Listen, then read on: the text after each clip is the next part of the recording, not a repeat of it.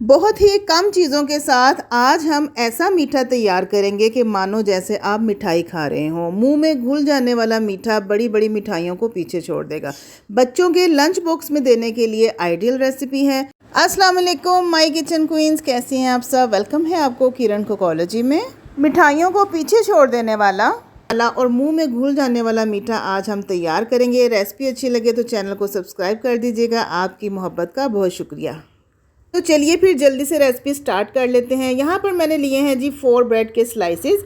इन slices के ऊपर मैं लगा रही हूँ जैम। आप कोई भी फ्लेवर जैम का यूज़ कर सकते हैं जो आपके घर में अवेलेबल हो। जैम को सिर्फ हमने सेंटर में थोड़ा सा लगाना है, किनारों पर नहीं लगाना, क्योंकि किनारे हमने इसके रिमूव कर देने हैं। तो बस ज़्यादा नहीं लगाना, बिल्कुल थोड़ा लगाना है। ज़्यादा लगाएंगे तो क्या होगा, मीठा ज़्यादा हो जाएगा, क्योंकि आगे चलकर भी हम इस रेसिपी में चीनी का इस्तेमाल करेंगे। तो इसलिए सिर्फ हमने इसलिए जैम लगाना है ताकि दोनों स्लाइस आपस में जुड़ जाएं। तो ये मैंने दोनों के साथ ये प्रोसीजर कर लिया है। अब इनके किनारे हम काट लेंगे। किनारों को थोड़ा सा रफली काटना है, इतना नीट हमने इसको नहीं काटना, मतलब कि मोटे मोटे किनारे काट देने हैं। बिल्कुल फाइन हमने इनकी कटिंग नहीं करनी है। जो हार्ड ज़्यादा होते हैं बस वो उतारेंगे, बाकी बेशक थोड़े थोड़े लगे भी रहें तो कोई बात नहीं।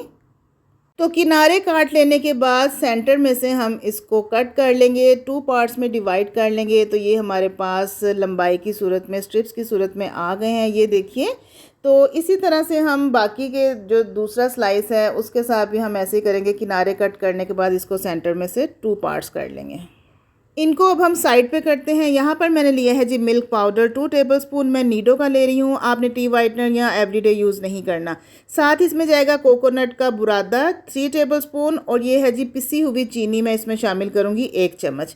चीनी का इस्तेमाल ज़्यादा नहीं करना, क्योंकि अभी हमने अंदर जैम भी लगाया है, आगे चलकर भी मीठा यूज़ होगा। तो सिर्फ 1 चम्मच चीनी का डालना है, वो भी पिसी हुई। इन सब चीज़ों को मिक्स करके हम अच्छी तरह से मिक्स करने के बाद साइड पे रखेंगे। अब हमने ले लेने हैं 2 एग्स। एग्स को हम तोड़ के एक बाउल में शामिल करेंगे, और अब इन अंडों के अंदर हमने डालनी है जी इलायची का पाउडर। यहाँ पर मैंने थोड़ी सी चीनी के अंदर ढेर सारी इलायचीज़ मिक्स करके उसको ग्राइंड करके पाउडर बना लिया था। तो ये मैं इसमें 1/4 टीस्पून शामिल करूँगी।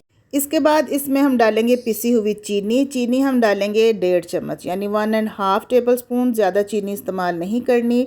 और यहाँ पर जाएंगे वनीला एसेंस के सिर्फ 2 ड्रॉप्स, ज़्यादा नहीं डालना, ये अंडे की स्मेल को ख़त्म करेंगे और इलायची से भी बहुत अच्छा फ्लेवर आएगा। इन सारी चीज़ों को हमने बीटर की मदद से बीट कर लेना है कुछ सेकंड्स के लिए, ताकि चीनी भी मिक्स हो जाए और थोड़ा सा ये फ्लफ़ी भी हो जाए।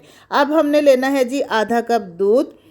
दूध ठंडा होना चाहिए, ये फ्रिज का भी ले सकते हैं, लेकिन गर्म या नीम गर्म आपने यूज़ नहीं करना। आधा कप दूध डालने के बाद इन सारी चीज़ों को अच्छे तरीके से मिक्स कर लेंगे। अब हमने जिन स्लाइस के अंदर जैम लगा के कटिंग करके रखा था, वो एक एक स्लाइस पकड़ेंगे और इस बैटर में हम मिक्स करते चले जाएंगे, और बाद में हम इनको फ्राई करेंगे।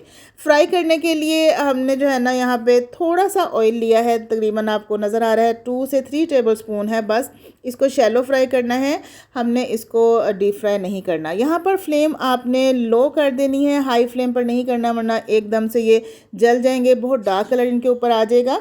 तो आपने इनको मीडियम से लो फ्लेम पर फ्राई करना है। जैसे ही नीचे से गोल्डन कलर आए हम इसकी साइड चेंज कर देंगे।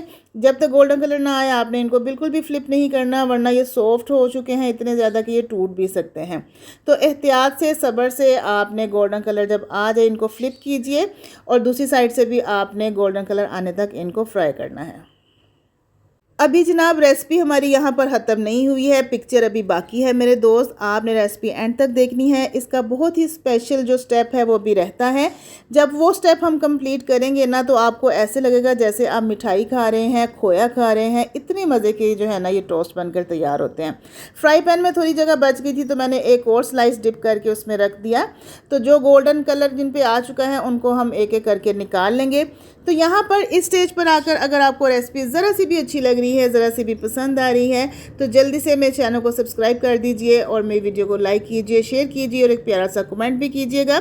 बच्चों के लंच बॉक्स में देने के लिए बेहतरीन रेसिपी है। तो ये सारे के सारे यहाँ पर स्लाइसेस हमारे रेड हो चुके हैं, हम इनको डिश आउट कर लिया है। अब जो चीज़ें हमने मिक्स करके रखी थी मिल्क पाउडर के अंदर, एक एक स्लाइस पकड़ेंगे और इस पाउडर के अंदर हम इसको कोट करेंगे। गरम गरम स्लाइसेस ही आपने इसके अंदर आपने कोट कर लेना है, तभी ये इसके ऊपर चिपक जाएगा। जब ये सारा पाउडर इसके ऊपर लग जाएगा, तो आप जब इसको खाएंगे तो आपको ऐसे लगेगा कि आप देसी घी की खोए वाली मिठाई खा रहे हैं। टोस्ट को एक बेहतरीन ट्विस्ट दिया है मैंने, बड़ी ही ज़बरदस्त रेसिपी है, बच्चों को बेहद पसंद आएगी। सुबह के लिए बेहतरीन नाश्ता है, शाम की चाय के साथ आप इसको खा सकते हैं। मीठा खाने की क्रेविंग हो तो आप ये रेसिपी बनाइए, एक दफ़ा ट्राई ज़रूर कीजिएगा। अगर आपको थोड़ी सी भी रेसिपी अच्छी लगी है तो किरण कुकोलॉजी को सब्सक्राइब कर लीजिए, मुझे ज्वाइन कीजिए। मेरे चैनल पर ऐसी बहुत सारी मज़े की रेसिपीज़ मौजूद हैं। अंदर से आप देखिए माशाल्लाह से खोए मलाई वाला इसका जो है ना टेक्सचर है, और खाने में भी ये खोए मलाई से कम नहीं है। बच्चों के लंच बॉक्स के लिए आइडियल रेसिपी है। शाम की चाय के साथ, या रेनी सीज़न हो, बाहर बारिश का मौसम हो, तो ये रेसिपी सबसे बेस्ट है। चाय के साथ एंजॉय कीजिए। इजाज़त दीजिए किरण कुकोलॉजी को, मिलेंगे अपनी नेक्स्ट रेसिपी में। तब तक के लिए अल्लाह हाफिज़।